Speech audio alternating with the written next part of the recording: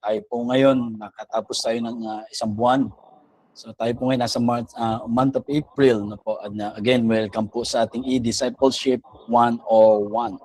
So ngayon po, ang ating pong pag-uusapan na part pa rin po ng ating foundation is yung ating pong identity, no? Believers identity. No? And nawa, kailangan maging clear sa atin po itong bagay pong ito.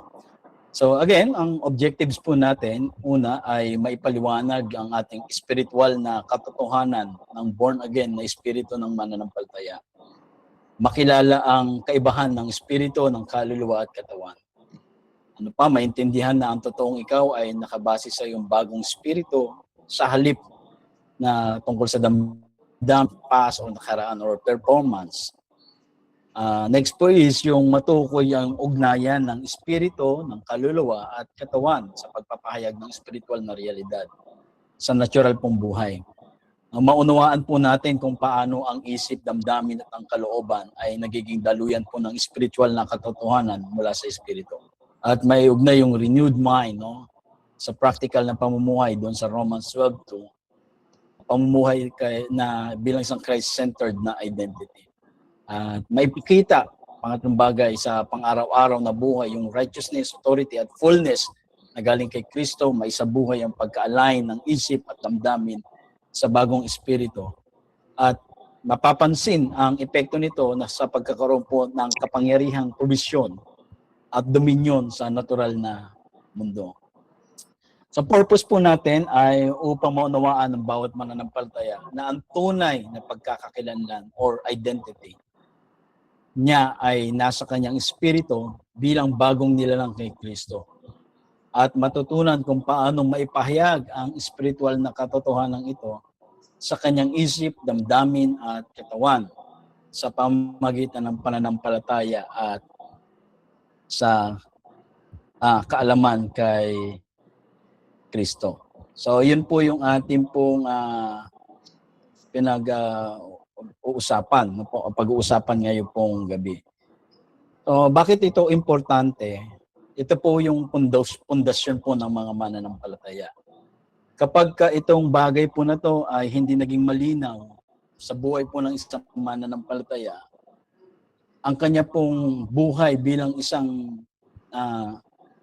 Kristiyano ay hindi rin hindi niya gaanong makikita yung kasiyahan sa bilang isang mananampalataya. Bakit, no?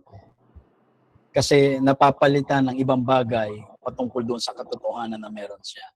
So marami pong mananampalataya na nagkaroon ng pananampalataya kay Kristo pero nanatili lang hanggang doon. At sinundan po ito ng mga bagay na akala nila yun yung mga bagay na magpapatunay ng kanilang pagiging anak at relasyon sa Panginoon. So, yun po, no? Kailangan maunawaan po natin kung sino tayo. No? Kung sino tayo kay Kristo. At yun po yung unang bagay na maintindihan natin as Christians. Dahil ang Christian po, ang pagiging Kristiyano, hindi po ito focus po doon sa pag-aayos po ng behavior. Madalas doon natin kaagad tinarget. Pero not saying na hindi tayo mag-aayos ng ating pong mga behavior. No? Dapat maayos po yon. Pero kailangan malaman mo yung pundasyon mo para makita mo kung paano ka naging lumalakad sa harapan po ng Panginoon. So unang bagay po, no, yung tinatawag pong spirit, the spirit. No? Tayo po ay mayroong tinatawag na spirit, soul, and body. Sa last part po ng ating pong teaching, ngayong gabi po, mas nawa po ay makita natin yung kabuuan at yung isang bagay na yung buhay natin sa Panginoon. Kasi maraming mananampalataya nga na hindi gaano naiintindihan ito dahil hindi na ipapaliwanag ng tama. So mapasok ka agad doon sa pag na-born again ka, kailangan na ito kagad, dapat hindi ka na ganito, hindi mo na ginagawa ito. Nandoon kagad sa ganung posisyon. Pero hindi alam ang pundasyon. Hindi ko sinasabing mali na ayusin yung mga pangit na bagay. Bahagi po iyon. Pero yung pundasyon natin ang maunawaan natin. So first thing, no, spirit, soul, and body. Yung spirit mo, the spirit is the real you. The joint heir, a born again, regenerated spirit. So the spirit is the real you. Yung tunay pong tayo ay yung spirito. Yun po yung original na disenyo sa atin ng Panginoon. Tayo po yung spirito na meron pong kaluluwa na nakalagay sa katawan. Hindi tayo ginawa ng Diyos na katawan lang. No? Tayo ay spirito na meron pong soul na nakatira sa body. Yung body, ito po yung panlabas natin, ay yung nakikita natin sa salamin. Alam naman natin po yan. But the soul, ito yung isip po natin, yung damdamin natin, yung decision po natin. But the spirit is the real you, yung core identity mo. Kung hahanapin po natin na pag-uusapan yung identity natin kay Kristo, hindi natin pwedeng hanapin kay soul at sa body dahil nandun po yun sa spirit. Madalas maraming tao na doon hinahanap kay soul, pero nasa spirit po yon. Bago po magkaroon po ng fall of man, before the fall, o yung nagkaroon po ng unbelief, si Adam and Eve, before the fall, yung buhay ng tao is spirit, tayo po ay connected sa Diyos, at ang identity ay galing sa presence ng Diyos sa loob. Ngayon, nung nangyari nga yung nagkaroon ng unbelief, si Adam and Eve, pumasok yung kasalanan, ang spirit ay na-disconnect, kaya naging spiritually dead. Kaya ang tao ngayon ay naging soul-driven at body-driven.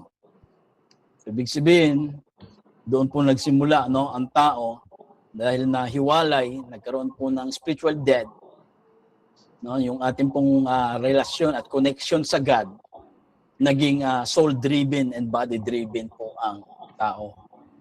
Kaya madalas, yun po yung naging dahilan, kaya nagsimula tayong i-define yung ating sarili based doon sa feelings natin, sa performance natin, at sa past natin. No, kung doon natin doon na ngayon madalas tinitignan, dinidefine kung sino ka. So, hindi na doon sa identity from God.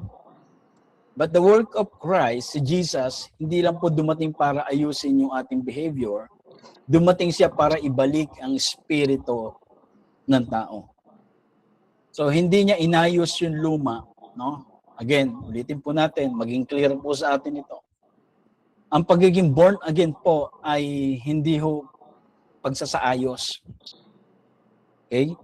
Hindi inayos hindi inayos kung sino ka, hindi inaayos yung kung ano ka, kundi yung pagiging born again po. Gumawa po siya ng binigyan po tayo ng bagong spirit. Born again is a bagong spirit. Yung spirit, bagong identity. Nawa po, maging malinaw po sa atin po yon. Yun yung bagong identity natin. And again, the spirit is the real you. Yung totoong tayo po ay hindi yung emotion mo, hindi yung failures mo, hindi yung past mo. Kung sablay ka, nakaraan, noon, hindi ikaw yon. Kung may mga failures ka sa decision mo, hindi ikaw yon. Kung sino ka sa emotion mo, hindi ikaw yon. Madalas kasi doon na nga naitali dahil nung nagkaroon po ng fall of man, nagkaroon po ng unbelief, pumasok po yung kasalanan. Kaya madalas na i-connect na po yung ating pong i-define na natin yung sarili natin base doon sa ating pong emosyon. No, yung mga pangyayari sa buhay. Na ganito ako, ganito yung sitwasyon ko, eto ako. Kaya eto kung sino ako. Kaya tanggapin nyo kung sino ako, parang gano'n. Pero ang totoong tayo po as born again spirit, yung righteousness version mo na yun po ay nasa spirit. Yung perfect in Christ, yun po ay nasa spirit. At yung accepted by God, ito po yung nasa spirit. So hindi tayo inayos ng Diyos from outside. Tayo po ay kinilala niya based sa spirit na one with Christ. At sabi po diyan, we are joint heir, no? Kasama ka sa lahat kung ano mang meron si Kristo. Hindi tayo nahiwalay. Hindi tayo second class. Kung ano ang meron kay Kristo, yung righteousness nasa iyo na rin. Yung authority, nasa iyo na rin. Yung victory, sa iyo din. Yung access doon sa Ama, sa Father, ay nasa atin na din. So that's why ngayon, any place kung saan ka man naroon, may access po tayo sa Ama. Okay? So bakit? Tayo po ay joint heir ng Panginoong Hesukristo. So hindi natin ito hinahabol. Tayo po ay kasama ng Panginoon doon sa bagay kung ano pong mana meron po ang Panginoon. Kaya yung born again meaning po, no, meron tayong bagong pinanggalingan ang buhay po natin. The first place dati, no, doon kay Adam, doon sa natural. Kaya tayo ipinanganak as nature natin is sin. But ngayon, kaya nga nagkaroon po ng born again, ay ipinanganak tayo kay Kristo. Nung tayo po ay nagkaroon po ng pananampalataya spiritually, hindi ka lang in-improve, pinalitan yung identity natin. Nawa, malinaw po sa atin yon. Pag sinabi pong identity, this is the real you, spirit, new creation. So pag sinabing bagong nilalang, huwag mo hanapin doon sa soul yun. Pag sinabi pong bagong nilalang, yun yung spirit na meron tayo. And automatic po yun kapag ang isang tao po ay nagkaroon ng relasyon sa Diyos. Naniwala po siya doon sa ebanghelyo, sa gospel, na si Kristo ay namatay, inilibing at muling nabuhay at umupo sa trono. Kapag yun po ay sinampalatayanan po niya, ng tao po niya, siya po ay nagkakaroon po ng bagong identity o tinatawag na new creation. No, hindi ito yung pag sinabing new creation, madalas akala natin, new creation ka na, bakit ginagawa mo pa yan? No, tinitignan natin yung new creation doon sa action. Pero hindi natin alam, kailangan natin maunawaan, ang na-born again is the spirit. Yung new creation is spirit. Mamaya makikita nyo po yung image po na sa last part para mas maunawaan po natin. So, yun, no po. As I said kanina, no, kailangan maitama yung mga mali. Kaya nga, kailangan maunawaan mo muna yung identity mo. Yung identity po natin, hindi makikita doon sa labas ka magsisimula. Nandoon po yon sa loob, and this is our spirit. So hindi po tayo nagkaroon po ng imitation, in-impart po sa atin to, impartation. So ngayon, ang dala po natin ay ang buhay po ng Diyos. That is the Zoe life. No, hindi yung buhay lang na hininga. This is the life of God. Dala natin yung nature niya. Before, nung wala tayo, hindi pa tayo sumasampalataya sa Panginoon, ang nature na meron tayo is the nature of a sinful nature. Pero nung nagkaroon tayo ng relationship, sumampalataya ka, ikaw, na nagkaroon po ng decision, na paniwalaan na si Kristo ay namatay sa iyo, inilibing para sa iyo, inilibing nakasama ka at muling nabuhay nakasama ka. Nagkaroon po tayo ng bagong nature. Ayun yung new creation, yung new spirit, yun yung born again. Kaya dala mo yung capacity ng ating Panginoon. So hindi tayo nabubuhay para sa Diyos. Tayo ay nabubuhay ka na mula sa Diyos. So ganun po natin kailangan makita. Na madalas gumagawa po tayo na ginagawa ko to, nabubuhay ako para sa Diyos, ginagawa ko to para sa Diyos. No, parang maganda lang pong pakinggan, pero ang katotohanan, hindi mo naunawaan kung anong meron ka. No, kailangan mo pong maintindihan na tayo ay hindi nabubuhay para sa Diyos, kundi nabubuhay ka na mula. Nabubuhay tayo from dun sa buhay na ibinigay po ng Panginoon. So kailangan natin makita po yung kaibahan po noon. Na hindi tayo nabubuhay para sa Diyos kasi ang Diyos po ay mananatiling Diyos kahit wala tayo. Okay po? Pero tayo, hindi pa pwede. Kailangan natin ang Diyos. Kaya tayo po nabubuhay hindi para sa Diyos, nabubuhay tayo mula dun sa buhay ng Panginoon, ng Diyos na ibinigay po sa atin. So yun po yun. Kaya ang totoong tayo po ay ang spirit na ipinanganak ng Diyos. Kasama ni Kristo at meron pong parehong inheritance. Meron po tayong bagong nature kasama po doon. Kaya ang Christian life po ay hindi po ito tungkol sa magpakabanal ka para tanggapin. Kundi Ipamuhay mo kung sino ka na kay Kristo. Dahil bakit? Yun po, yung bagong ikaw ay yun yung tinatawag na banal. Yun yung tinatawag na tayo po ay righteous. No? And sabi gano'n, no, as righteous as God, having His exact nature, exact power, exact resources, and abilities. Blessed with all of God. No? Ito yung spiritual blessing in heavenly places. Dati yung righteousness po based no sa performance nung tayo po nung wala pang hindi pa ibinibigay ng Panginoong Kristo ang kanyang buhay doon sa cross. Sa pamamagitan po ito ng pagsunod sa batas. But it was never fully attained, no. Hindi po walang naging matuwid sa pagsunod po noon. Kaya ito'y patungkol before doon sa external standard. Hindi ito internal reality. Pero kay Kristo po, yung righteousness is no longer achieved. Hindi na hinahanap sa labas. Po, it is received from Christ. Yun yung joint heir natin. No? Kung anong yung inherit meron ng Panginoon, kasama natin. Kung righteous siya, righteous tayo. As righteous as God, having an exact nature, exact power, no, exact resources and abilities. Yun po yung bagay na nagkaroon po tayo.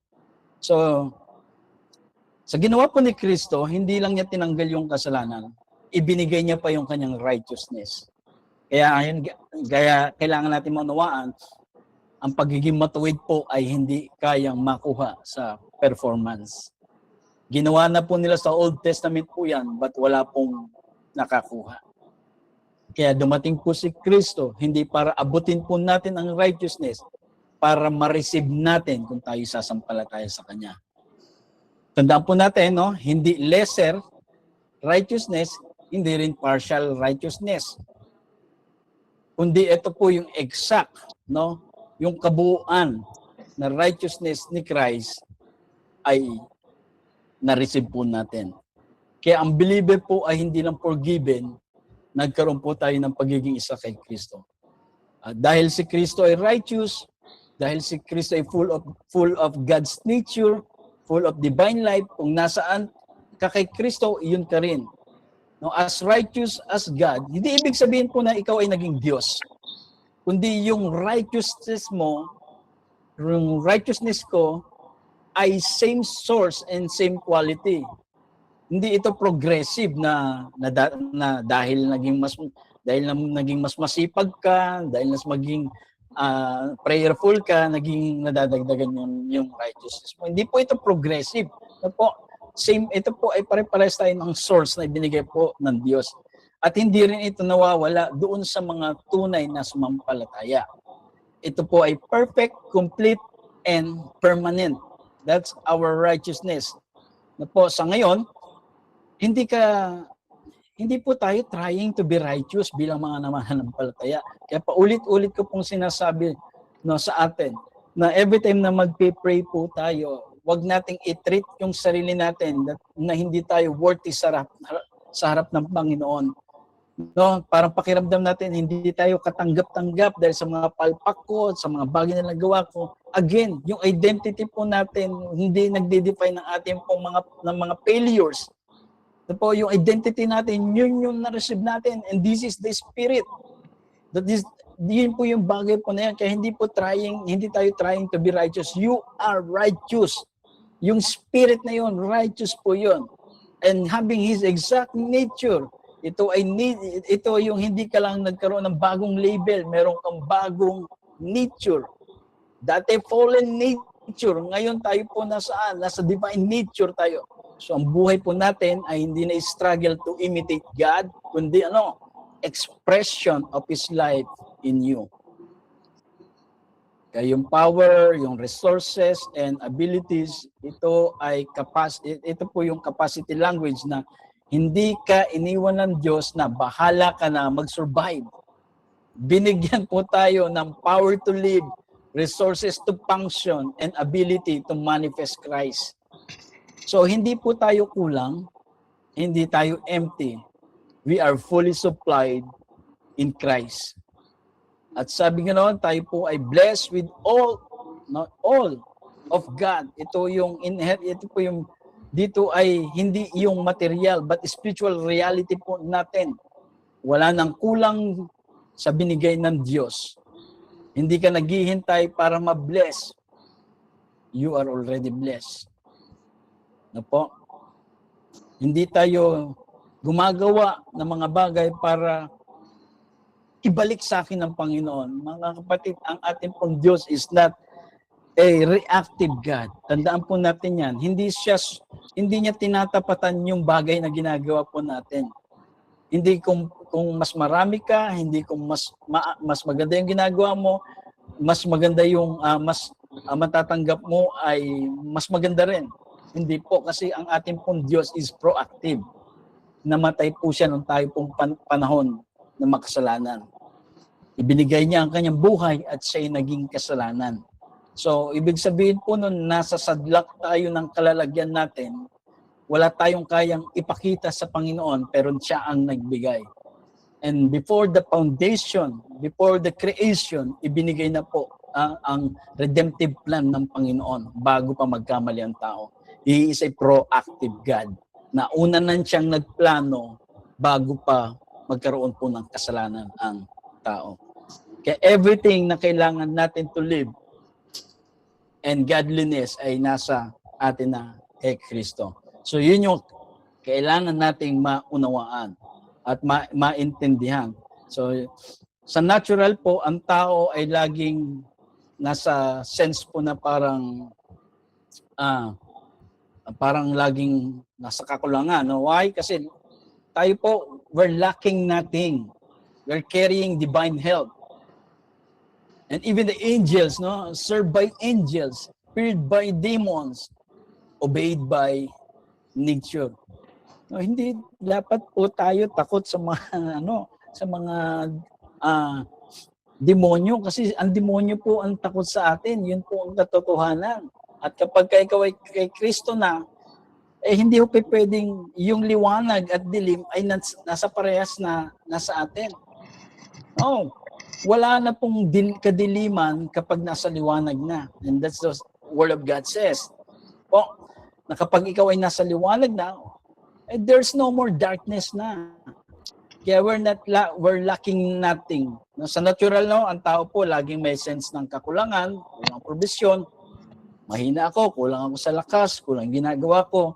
So pero sa ginawa ni Kristo, hindi ka lang pinatawad, hindi lang tayo pinatawad, tayo po ay pinuspos. Pag sinabi pong puspos, we are spirit-filled. No, kumpleto yung buo, yung spirit po nasa atin. At yun po ang meaning po ng kapuspusan. No po, may espiritu na nasa sa atin. Okay po. Hindi tayo iniwan na empty. Inilagay po tayo doon sa fullness niya. Kaya originally, no po, man was created to rule, to have dominion, to function above creation. Nawala po ito dahil po doon nga nagkaroon po ng unbelief si Adam and Eve. Pero kay Kristo, ito po ay na-restore. Ang dominion, ang position ay hindi na through struggle, kundi through union with Him. Kaya si Kristo po ay may authority over sickness. Siya po ay may authority over demons, may authority over nature. At dahil ikaw ay in Him and one with Him, tayo po, hindi po tayo borrowed authority, hindi natin hinihiram. Ano po? Ito po ay isineared yung authority na yon. Shared authority po ito. Yung meron po sa Panginoon. Kaya lacking nothing. Hindi ibig sabihin na wala na tayong kailangan need sa physical. Kundi pinasasabi pong lacking natin ay yung identity at provision po natin kay Kristo. Wala ka ng kulang, wala ka ng hinahabol para maging buo ka. You are already complete in Him. Again, yung lacking natin, it's not about doon sa physical needs. Na hindi po yun ang pinag-uusapan po natin. Ang pinag-uusapan po natin is yung spirit na meron po tayo. And that spirit ay binigay po sa atin, wala na pong kulang po yan. Na po, kaya nga lagi kong sinasabi, every effort na ginagawa natin sa ministry, sa gawain sa Panginoon, yan po ay fruit No po, yan po ay bunga ng ating pagiging buo kay Kristo. Hindi tayo nagdadagdag para magkaroon ng kabuuan. No, tayo po ay kumpleto na. You are already complete in Him. Hindi tayo nag-ooperate from lack, tayo lacking. Nag-ooperate po tayo from fullness. Kaya yung divine health means yung source ng buhay natin ay hindi lang physical system, kundi life of Christ within. Hindi lang healing, but yung health as nature, yung health as nature. So hindi po tayo naka-dependent lang sa external. Meron pong internal life na nagbibigay ng strength sa atin. Kaya ngayon yun, di ba, yung sinasabi na meron tayong kalakasan kay Kristo. Yun ay internal life na nagbibigay ng strength. And we are served by angels, no? Ang angels po ay hindi para hangaan natin, no? Alam nyo, ito po ay dinesign po ng Panginoon, nilikha ang angels, ang mga anghel, para mag-serve po sa atin, mag-ministry sila sa atin to serve God's purpose for us. Kaya hindi tayo nag-iisa sa misyon. Meron po tayong kasama. And sabi nga no, dapat hindi tayo tayo ay feared by demons. Kaya demons don't fear you as a person. They respond to Christ in you. Hindi natatakot ang demonyo sa iyo bilang ikaw kung sino ka. Kung sino ka, natatakot siya doon kung sino yung nandoon sa atin. Because nasa atin po si Kristo. So hindi ito about yung pagiging matapang natin, kundi pagiging align po natin ito sa identity natin kay Kristo. So when you know who you are, yung darkness recognizes authority. Kita nyo, di ba? Nung si Jesus ay meron pong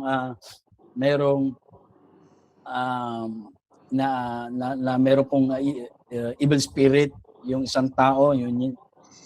Nung nalaman niyang papunta si Jesus, sabi mo parang wag kang lalapit, ilipat mo na lang kami doon sa mga baboy. Kasi bakit? Takot po ang darkness doon sa authority na meron si Jesus. And yung Jesus po na yun ay kasama po natin. Okay? So hindi yun natin kailangan makipag-away, makipag-battle pa sa demon. Why? May light ka eh. May Christ ka. No, doon lang, yun po yung kailangan nating maintindihan. And ating pong obedience, we are obeyed by nature. Hindi ibig sabihin tayo kontrolado hindi tayo kinokontrol. Kundi, tayo ay sumusunod sa Panginoon by nature. Hindi ito obligasyon, no? Hindi ito para meron tayong ma-receive. No, tayo po ay sumusunod by nature. Likas po sa atin ang ating pong pagsunod sa ating pong Panginoon. Kaya the Spirit, real you, ito po ay saved, justified, sanctified, redeemed, and seated in heaven. So yun po yun. Yung saved, sino yung na-saved? Yung Spirit, yung justified, sanctified, redeemed, nandun po lahat yun sa Spirit. At yung Spirit na yun, yung new creation. Okay po? So, nawan, nasusundan po natin, at nakikita po natin yung tayo, yun kung sino ka. So next po is the soul. Yung soul po, the realm of the mind, emotions. Ito po yung nagkakaroon po ng compromises, the mental abilities of a living being. Andiyan po yung nagre-reason, yung character, yung feeling, consciousness, memory, perception, and thinking.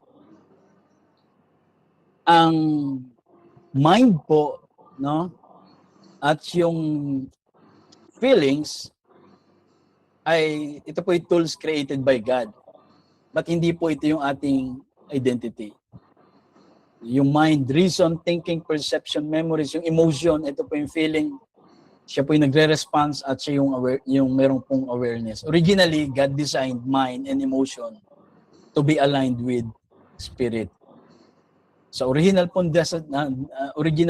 design, God design, ginawa po yung mind natin and emotion pa natin para ma-align po dun sa spirit. This is the tool to express His wisdom, yung nature, yung discernment. Pero nung pumasok po yung kasalanan, yung mind at emotions naging unreliable guides po. Natutong mag-react sa fear, natutong mag-react dun sa pride, nagkaroon po ng confusion ng mind. At naging independent sila from spirit, naging independent po sila from spirit and God's truth. So, ganun po ang nangyari. Kaya maraming tao nagkakaroon po nag-overthink, nagkakaroon po ng emotionally unstable, mga controlled by circumstances instead of Christ, lalo na sa panahon po ngayon.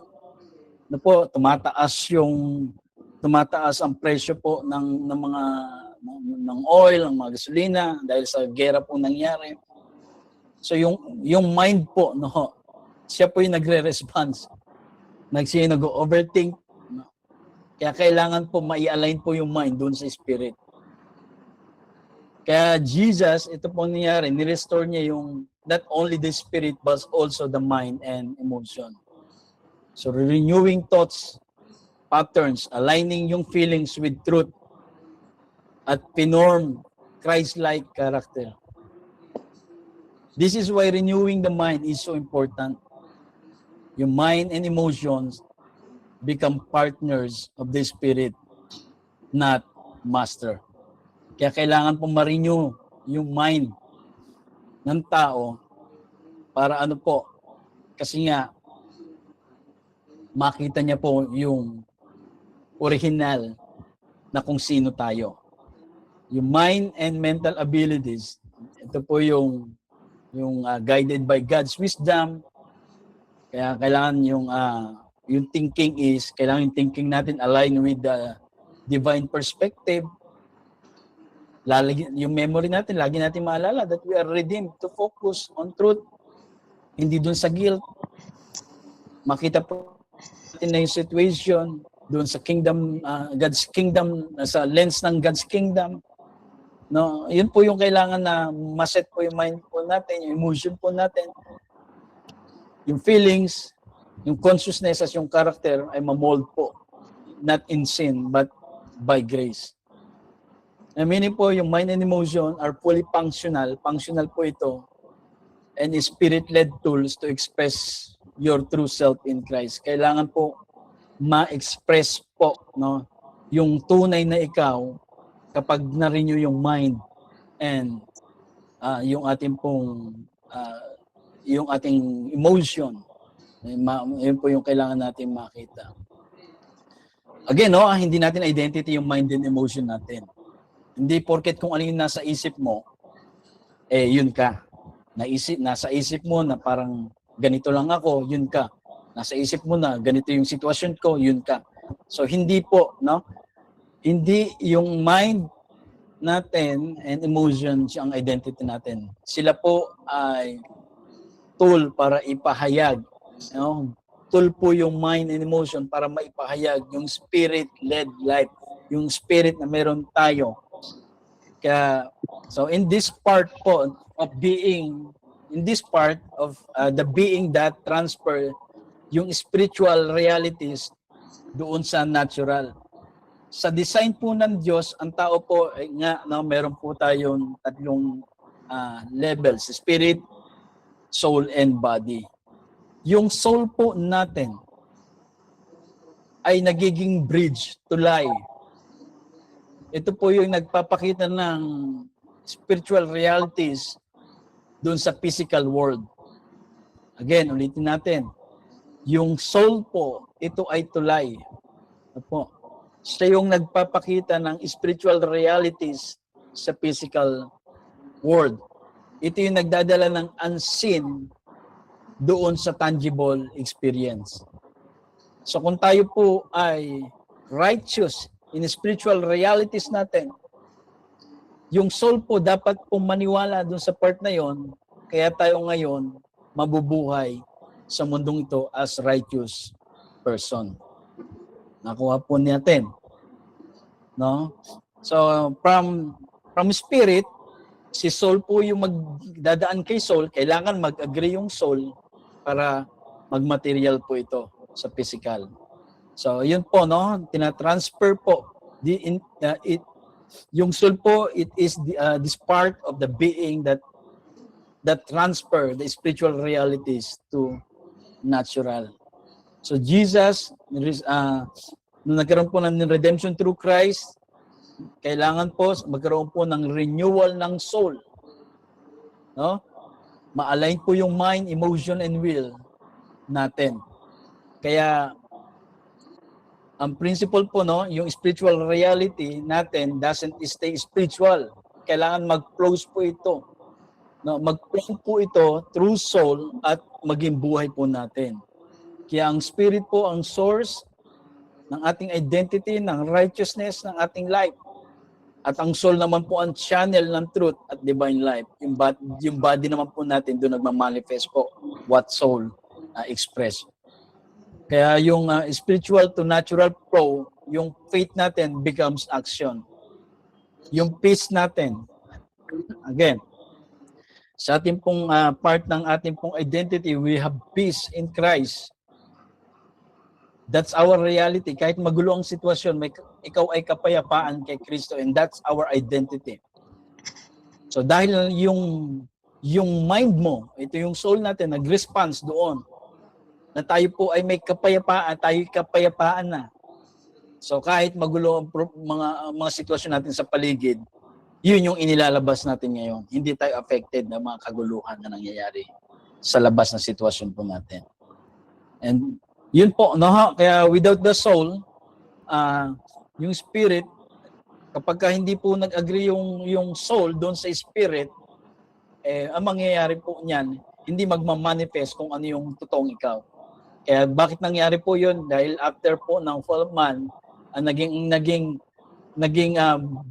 ang soul po natin at ang body po natin, sila po ang nag-ooperate before nung nagkaroon po ng unbelief si Adam and Eve. Kaya ni-restore po ito ng Panginoon. Kaya ang spirit po natin, this is the source of God's life, yung bagong buhay po natin. Ito'y tinransfer doon sa soul. Kaya sabi po doon sa Romans chapter 12 verse 2. Again, tingnan po natin. And be not conformed to this world,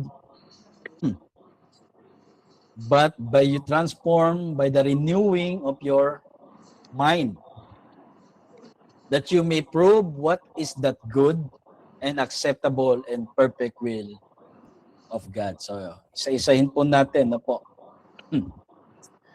Pag sinabi pong do not be not conformed,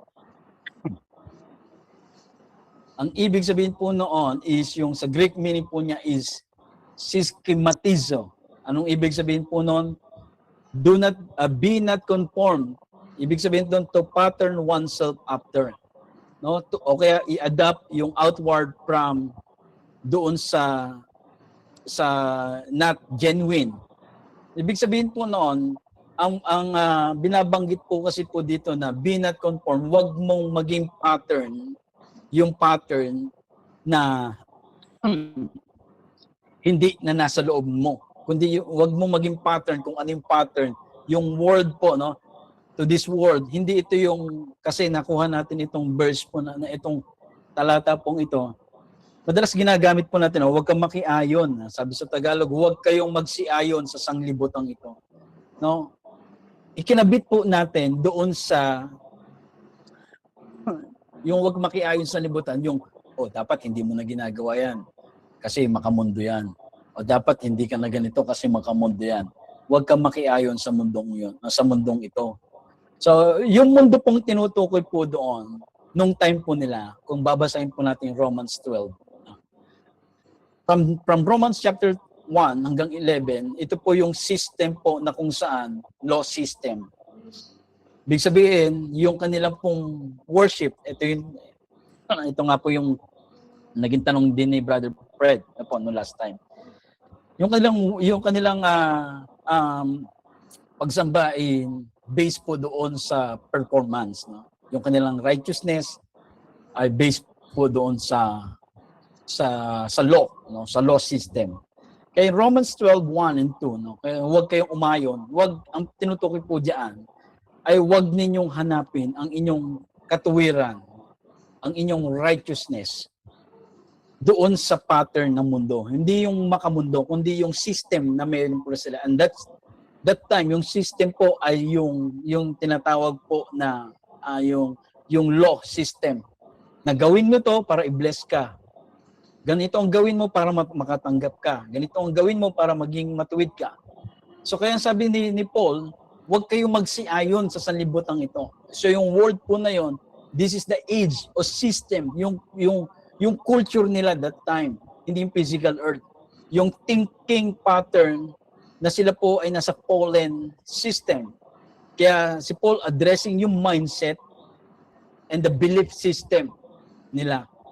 Yun po yung sinasabing huwag kayong makiayon sa mundong ito. Dahil may mga nabubuhay sa kanila that time na kinukuha nila ang kabanalan, ang katuwiran based po doon sa kanilang ginagawa at performance po nila.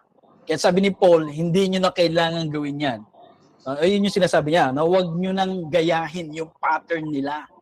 Mag-iba kayo sa pamamagitan ng pagbabago ng inyong pag-iisip. Why mind? Kasi mind po natin, this is the command center. Kung ano yung bagay na nasa isip po natin, yun yung ginagawa natin. Kung ano yung bagay na dumaan sa isip natin, yun yung ikinikilos natin. Sabi ganoon, magbago kayo ng pag-iisip, renewing of your mind. Pag sinabi pong renewing of mind po ay nagkakaroon po ito ng complete renewal, not just learning new information. But kailangang i-replace. Replace po yung old belief system doon sa truth. Kaya tayo po, sila po ay nakikristo. Ang Romans po, ay nagkaroon na po ng resurrection ng Panginoon diyan at umakyat ng Panginoon. And Paul preaching the gospel, the true gospel.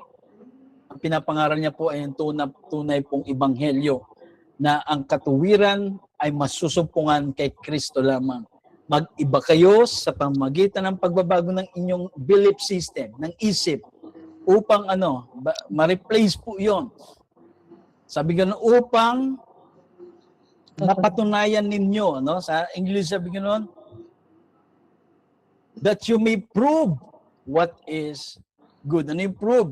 Para ma-test ninyo, ma-examine ninyo, ma-discern ninyo, to recognize something as genuine. Ibig sabihin, this is not about earning God's will, no? Hindi natin kinukuha yung approval ng God, no? Kundi mapatunayan ninyo, ma-examine ninyo that yung good and acceptable and perfect will of God ay already in you. Nasa inyo na para makita nyo. Yun yung gustong banggitin po ni Paul. Kaya madalas nga this verse is misinterpreted as behavioral pressure na parang ikaw ginawa mo yan, makamundo yan. Ikaw pumunta ka doon, makamundo yan. Hindi po yun patungkol doon. And I'm not saying na gawin natin yung ginagawa ng mundo, pero particular po with this verse, hindi yun ang pinag-uusapan po nila. Malinaw po sa mga taga-Roma kung ano yung pinag-uusapan nila. This is the belief system na kailangang palitan doon saan natanggap na ninyo ang biyaya ng Panginoon. Hindi natin nakukuha ang righteousness, but in Christ it is actually about identity alignment. So yun po yung core na revelation po natin, that you are already new in Christ. Again, spiritually complete. Yun yung pinapaalala ni Paul. Yung transforming is not about becoming new. It's about thinking in alignment with who you already are. So yung transformation po is not self-effort. It is revelation. Magkaroon po ng transformation, hindi ito yung na-transform yung sarili ko. Hindi po, it's about revelation. So you do not transform by striving. You transform by seeing Christ clearly. The more you see Christ, the more your life reflects Him. No? Hanggat lagi mong nakikita kung sino si Kristo sa buhay mo, yun ang nagiging reflection ng buhay po natin outside. So kaya yung mind po ang importante. Mind is the bridge. Your spirit is already perfected in Christ. But your mind, kailangan niyang maunawaan po yun. Kaya yung mind po natin, madalas, hanggang ngayon, marahil, ang iba sa atin, na hindi nauunawaan kung sino talaga tayo kay Kristo. Kaya hinahanap nila yung sarili nila kay Christ by doing something para ma-prove. Pero ang katotohanan, ang dapat ma-renew, yung mind natin. Kasi yung spirit natin is already perfected in Christ. So the renewed mind, kailangan nag-a-agree po siya dun sa truth. Kung ano ba yung truth? Kung sino tayo kay Kristo. Nire-reject yung condemnation. At ang nasa mind po natin, ang nasa mind po ng tao, ng renewed mind is ang thinking niya, ang iniisip niya, ang righteousness niya, ang identity. Ay identity ko. Identity ng isang mananampalataya. So God's will is not hidden. It is revealed in Christ. Hindi po natin kailangang i-discover yung will ng God through struggle. You discern it through renewed thinking rooted in Christ. So Jesus is the perfect expression of the will of God. Do not be conformed, hindi ito sa moral pressure, kundi sa ating pong identity protection. No, Paul is not try harder not to sin. Hindi yung sinasabi niya, no, magpakasikap kayo na wag kayong makagawa ng kasalanan. He's saying, don't let yung fallen system define who you already are in Christ. Kaya madalas, lagi kong sinasabi, kapag tayo pinananalangin sa Panginoon, madali pong maunawa, pag nakita nyo itong bagay po ito, naunawaan nyo po ito, madali nyong ma-discern ang isang mananampalataya.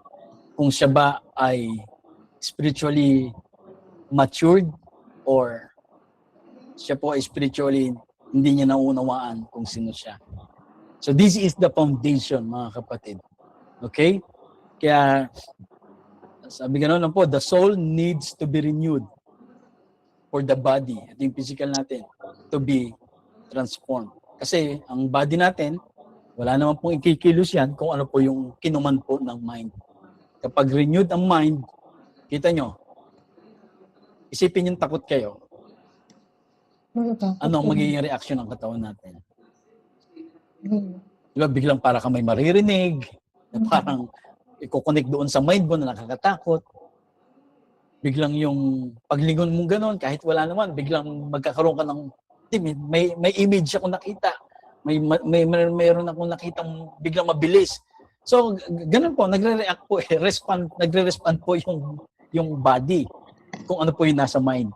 Kaya sabi ni Paul, yung mas renewed yung mind, no? Hindi na dapat yung mind po natin dapat nakakonect po doon sa spirit. We are kung sino tayo kay Christ. Kaya kapag ka ganun, no, iniisip mong parang takot ka, ang reaction ng katawan mo sa lahat na ikikilos mo ay parang takot. Hindi parang, talagang takot. Okay? No, pero parang iisipin mo na masaya ka, na kahit na magulo yung sitwasyon, dahil yun yung nasa isip mo, masaya ka, nagre-response ngayon yung katawan mo, nagiging masigla ka.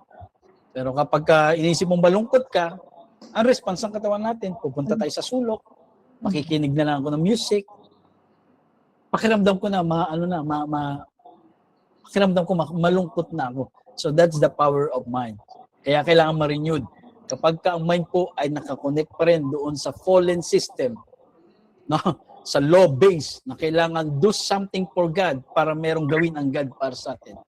Kailangan meron kang patunayan sa Diyos para tanggapin ka ng Panginoon. That's the old system, old age system. Pag sinabi, age po, system na ginagawa po nila doon.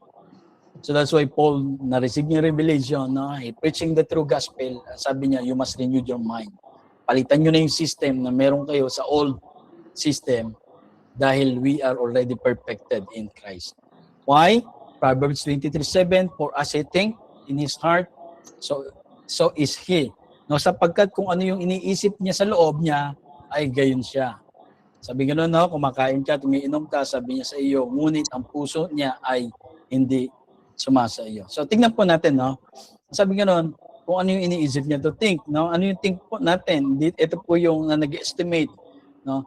This is not yung casual thinking. Ito po yung internal evaluation ng kung ano yung bagay na meron po tayo. So, sabi gano'n, so is he. Doon sa verse po na, for as he think in his heart, so is he. It implies now yung one's internal beliefs shape outward life. Kaya kung ano yung iniisip mo, yun yung nasi-shape outward sa labas ng kung sino ka, yung buhay mo. Kaya dapat yung identity po natin flows from internal perception. Dapat ang isip po natin dun sa identity natin in spirit.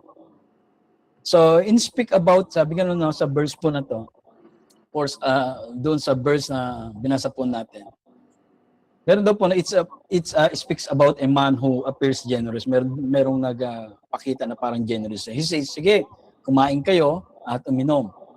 Sabi niya, ngunit ang puso niya ay hindi sumasa iyo. But internally, katotohanan, he is selfish. Kaya yung person po, meaning yung person, yung true nature is not what they are saying outwardly. Ibig sabihin, sa verse po na yan, yung tunay na person ay hindi kung ano yung sinasabi niya outwardly. Gaya nito, sige, sabi niya, nagmukha siyang generous, kumain kayo, uminom kayo, sabi niya, pero yung puso niya ay hindi sumasa iyo. Pero ang totoo, siya po ay selfish and he calculating. Na ibig sabihin po, yung kanyang lumalabas sa bibig ay hindi naman talaga kung ano yung nasa loob niya. Kaya, ayun na po, yung internal belief determines yung true identity and behavior. Ibig sabihin, hindi ito ibig sabihin na kung ano yung sinabi mo, yun yung ikaw. Kaya pagka sinabi mo na hindi yata ako katanggap-tanggap ng Panginoon eh. Sinabi mo yon, pero in reality hindi ikaw yon dahil yung tunay na ikaw ay already accepted ng Panginoon. Kaya in Christ, your identity is not formed by natural thinking, but by regeneration. So under the Old Covenant, yung identity po, no, gaya na sinabi natin, flowed from the heart, yung fallen nature. But in Christ, you are given a new nature. Kaya we're not trying to think yourself into righteousness. Hindi ka nag-iisip na parang iniisip mo na maging righteous. But you are already righteous. Already righteous in Christ, already accepted, already complete. But if your thinking is parang nandun sa condemnation-based, fear-based, fear-driven, performance-oriented, naku, baka kulang tong ginawa ko para sa Lord, na ganyan. Pagka ganun po, ay kailangan ma-renewed yung understanding mo sa Panginoon. Dahil kailangan mong maunawaan kung sino ka na kay Kristo. So as man continues to reason within himself, so he lives experientially, even if his true identity in Christ is different.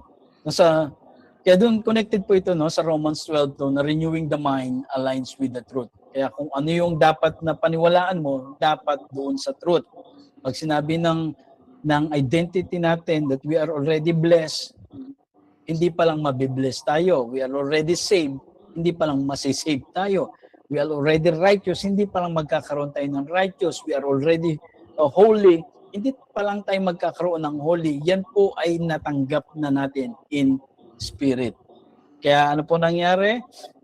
Kailangan maunawaan po natin kung sino tayo kay Kristo. Kaya if you think you're not enough, mabubuhay ka na parang limited ka. But if you think that you are accepted in Christ, mabubuhay po tayo ng malaya. Ano po? Hindi dahil yung thinking nag-create ng reality, but because thinking, yung mind natin naka-align doon sa reality natin kay Christ. Kaya if a mind is stayed on the physical, that man is defeated. No, kapag daw po ang mind is stayed on physical, that man is defeated. Yung parang kung ano lang yung nakikita niya, yung mind niya nag-i-stay sa physical, kung ano yung nakikita niya, nangyayari sa kanya, kung anong pakiramdam niya, siya po ay defeated. But if the mind is stayed on the spirit, kay Christ, the man is alive and victorious. So kaya ganun po ka-importante po, we must to renew our mind. Why? Kasi a man is the word. In other words, po, a man is what the word says he is. Kagaya po ni Jesus, no? Jesus was the word in flesh. So is a born again man. The born again has all of God already in spirit. No? For as he is, so we are. So therefore, for this to be a physical reality, one must be constantly think and talk the word. So yun po yung kailangan nating manawaan, na ang tao po ay ang salita, sa madaling salita, ang tao ay kung ano ang sinasabi ng salita tungkol sa kanya. Kung paanong si Jesus ang salita ay nagkatuwang tao, gayon din ang taong ipinanganak na muli. Sapagkat kung ano siya, tayo rin ay gayon. Sa mga tuwid, upang tayo po ay maging magkaroon po ng realidad in physical, dapat nating patuloy na maunawaan, isipin at sambitin ng mga salita, ng mga bagay na patungkol doon sa truth na meron ka. Okay po. So, sabi po sa the born again has all of God already in the Spirit. So, ang born again daw po ay the born again has all of God already in spirit. What the born again really means, born again, hindi ito yung moral improvement, it is spiritual regeneration. Your spirit is made new, made alive, united with Christ. Hindi ito yung inayos lang, hindi pinalitan ka ng bagong buhay mula sa Diyos. Binigyan po tayo, ginawan tayo ng bagong buhay. And has all of God, no? Hindi ibig sabihin po no that you become God himself, hindi ka naging God, but you possess all of God's act. Hindi ito yung tungkol din sa kung ano yung si God ay omniscience, omnipotence, ganun ka na rin, you know. It's not about that. Ang ibig sabihin po niya ay you have the fullness of God's life and nature dwelling in you. Saan yun? Sa Spirit. The born again has all of God already in the Spirit. Hindi ka naging omniscient, omnipresent. No, hindi. Ang ibig sabihin po, yung fullness of God's life and nature nagdwell in you. Kaya yung pagiging mabuti, no? Yung fruit of the Spirit, lahat yan nandoon po yan sa new spirit na meron tayo. Hindi ka palang magkakaroon ng peace, hindi ka magkakaroon palang ng love. Yung bunga ng Spirit po, lahat lang yun ay nasa yun na. Kaya kailangan ma-renew mo yung mind mo na nasa yun na yun para yun yung lumabas. Yun po yun. Kaya hindi tayo naging kagaya, hindi tayo naging Diyos, pero naging buhay natin yung Diyos na meron po tayo. John 1:16, and of His fullness have all we received in grace for grace. Sapagkat sa kanyang kapuspusan ay nagtanggap tayong lahat ng biyaya at sa biyaya. Ang sabi po dun sa 2 Peter, according as His divine power had given unto us all things that pertain unto life and godliness through the knowledge of Him that had called us to glory and virtue, whereby are given unto us an exceeding great and precious promises, that by this you might be partakers of divine nature, having escaped the corruption that is in the world through lust. Sa Tagalog, yamang ipinagkaloob sa atin ng kanyang banal na kapangyarihan ang lahat ng mga bagay na nauukol sa kabuhayan at sa kabanalan sa pamamagitan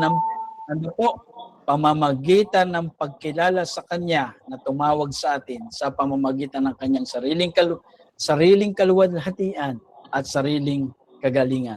Na dahil dito, ay ipinagkaloob niya sa atin. Sinare po sa atin ang kanyang mahalaga at napakadakilang pangako upang sa pamagitan ng mga ito ay makabahagi tayo sa kabanalang mula sa Diyos. Tayo po ay sinare lang po sinare po sa atin yamang nakatanan sa kabulukang nasa sanlibot mo dahil sa masamang pita. Okay? So, declaration po natin, what is available in the Spirit can only get to the body through the knowledge of Him by the soul. What is available in the Spirit, kailangan maintindihan natin kung ano yung meron sa Spirit, can only get to the body through the knowledge, yung mind. Makukuha lang natin, kung maiintindihan natin yun, mind of Him by the soul. Tignan niyo po ito. Ito po. Nakikita niyo po ba? Sige po. Pwede kayong sumagot. Apo. Yes po ba, mga kapatid? Soul po ito na wala yung letter L. Spirit, soul, and body. Hindi kita na nagkaroon ng change position. So yung spirit po, this is the source, no? Ito yung ikaw, tunay na ikaw. Na merong soul, na merong body. So, tignan po natin na po, yung araw po na yan, kailangan yung mind po ng soul na to ay maunawaan niya yung tunay na tayo. And this is the real you, yung spirit. Ang na-born again po itong spirit, hindi si soul, hindi si body. Ito po. Ito yung identity po natin. Ito yung nandito yung identity po. Check nyo po ito. So sa spirit po, ito po yung tinatawag na new creation. Pag sinabi pong born again, yung new creation, bagong nilalang. Hindi po ito yung sa body, hindi ito si soul. Si spirit po yun. Kaya pag sinabing, bagong new creation. Pag sinabing new creation, hindi ito tungkol sa, ba't mo ginagawa yan? New creation ka na. No. Yung new creation po, this is the perfected. Ito yung God's conscious, yung new spirit. This is the received life from God. Nandito po yan sa new creation. Nandito sa new spirit. Sa ating spirit po na yan. Nandyan yung fruit of the Holy Spirit. And this is, ito rin po yung sinasabi na kasamang tayo ay namatay, kasamang nilibing, kasamang nabuhay, and this is the Spirit. At kasamang inupo ng Panginoong Kristo. And this is cannot sin. Hindi ito nagkakasala at hindi na magkakasala kailanman. And that is the real you. Ito po yung na-save.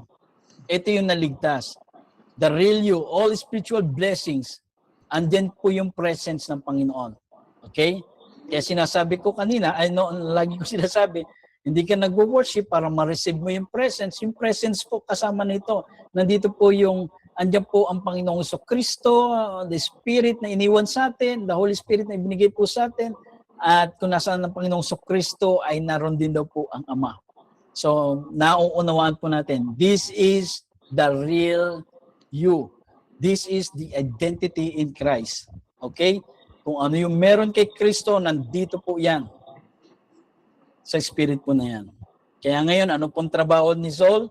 Yung mind, this is the command center. Nandiyan yung will, emotion, yung feelings, character. Ang function niya, siya po yung nagpa-process ng thoughts and siya po yung nagme-make ng decision. Si mind. Hindi po automatically renewed kahit na born again ka na yung soul. Ito yung nire-renew natin. Ito yung renewing of your mind, si soul. Kasi hindi siya na-born again. Kasi ang na-born again po is the Spirit. Okay? Kaya kailangan mabago yung system na meron po si soul. Kasi kung ano yung paniniwalaan ni soul, siya po yung processor. Kung ano yung paniniwalaan niya, kung ano yung iisipin niya, yun naman po ang i-express po ng body. Yung body po is the expression what you do and manifest. Kaya yung body po, siya po yung physical vessel natin, connection natin dito sa natural world, nag-express what is inside, ni-execute niya yung decisions from the soul. Pag sinabi ni soul na mag-sleep. Pag sinabi ng soul na lumakad, yun lang po, express po niya, ni-execute niya po yung decision from the soul. And this as this body is subject to weakness and influenced by senses. Kaya kapag ka merong narinig, merong naramdaman, ay tapos yun din ang magiging, yun na iniisip ni soul, kaya yun nagiging response ng body. And this body is not yet glorified. Papalitan po ito ng glorified body po. Okay? So this is the real you. Ito yung ipinanganak muli yung spirit. Kaya kailangan si soul sumusunod lang sa spirit. Kapag may problema ka, yung soul mo dapat mag-response doon sa spirit. Na merong provision ng God, hindi tayo pababayaan ng God, kasama natin ang God. So kapag ganun na ang mindset mo, hindi ka mabubuhay, yung body mo magre-response ng worry, hindi siya magre-response ng aligaga, hindi siya magre-response na parang walang mangyayari. Magre-response siya na mayroong pag-asa. Bakit? Dahil ni-receive niya yung meron po doon sa spirit. So nauunawaan po ba natin mga kapatid? Naintindihan po natin? Amen po. So clear po na ho. Kaya ang born again po hindi yung isip natin, kundi yung ating pong spirit. Kaya siya po yung saved. Sino po yung nagkakamali? Yung soul. Sino nagkakamali ng decision, nagkakamali ng response, nagkakamali ng maling bagay, nagkakamali ng maling gawa. Kaya yun lang ang nagiging action, express po, ni-express lang, ni-execute lang po ni body kung ano po yung nasa mind. Kaya dapat, para maganda po ang manifestation ng body, yung soul ay i-receive niya kung ano yung identity niya kay Christ. And that's the meaning po ng identity. Makikita po natin yun in spirit po natin. Amen? So, praise God. Tayo po ay manalangin sa gabi pong ito. Pasalamatan natin ang Panginoon. At nawa, this is the foundation, mga kapatid. No? Pag naunawaan mo yung spirit mo, magbabago yung response mo. Kung paano ka mag-pray, kung paano ka makitungo kay God, mag-iiba po ang lahat. Hindi ka na doon sa performance base, hindi ka na doon sa parang approval base, dahil bakit naintindihan mo yung totoong ikaw. Okay? So, praise God. Amen. Tayo po yung nalangin sa gabi pong ito. Panginoon, minsan pa, salamat. Kami ay nagpupuri sa iyong pangalan. Panginoon, papasalamat. Dahil may katotohanan na kung sino kami, Lord God, ay yung bagong spirit yung binigay niyo sa amin. The born again man, the new creation, the new person. It is God's conscious. Itong spirit na po, Panginoon, nakareceive ng life from God, seated with Christ. At ito po yung tunay na kami, Panginoon. Kaya salamat po, nawa ay maunawaan namin lahat, Panginoon. Thank you, Jesus. Kung sino kami ngayon sa inyong harapan. Hindi kami, Lord, yung makatatanggap pa lang, kami ay tinanggap na. Amen. Hindi kami yung magiging banal pa lang, Panginoon, pinaging banal na, pinaging matuwid na, Panginoon. At lahat ng bagay, spiritual blessings, ay nasa amin. Amen. Salamat po sa pangalan ni Jesus. Amen. Amen and amen. So, praise God. Purihin po ang Panginoon sa bawat isa na naririto.